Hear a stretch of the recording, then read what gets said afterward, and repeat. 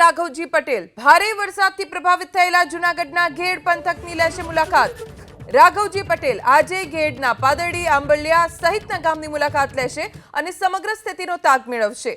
ઘેડ પંથકની સમસ્યાને લઈ રાઘવજી પટેલે કહ્યું કે આ વર્ષો જૂની સમસ્યા છે। સમસ્યાના નિરાકરણ માટે રાજ્ય સરકાર કટિબદ્ધ છે અને વહેલી તકે ઘેડની સમસ્યાના નિરાકરણ માટે પ્રયાસ કરાઈ રહ્યો છે।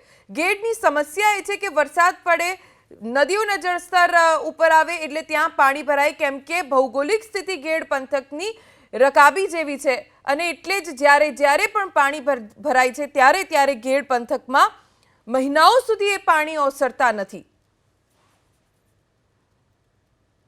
અતિવૃષ્ટિના કારણે જૂનાગઢ જિલ્લાના જે વિસ્તારોમાં જે કાંઈ પૂરના કારણે અતિવૃષ્ટિના કારણે ખાના ખરાબી થઈ છે એનું જાત નિરીક્ષણ કરવા અને અતિવૃષ્ટિગ્રસ્ત લોકોના વિસ્તારના લોકોને મળવા માટે આજે હું પ્રવાસી જવાનો છું। ક્યાં વિસ્તારની મુલાકાત લેવાની? આજે મારી દ્રષ્ટિએ ખાસ કરીને માણાવદર તાલુકાના અસરગ્રસ્ત ગામોની મુલાકાત લેવાની છે। આ પ્રશ્નનો કાયમી ધોરણે નિકાલ આવે એના માટે માનનીય મુખ્યમંત્રીશ્રીએ જરૂરી સૂચનાઓ આપી છે, કારણ કે આ પ્રશ્ન વર્ષો જૂનો છે એટલે એને હલ કરતાં પણ સમય લાગે।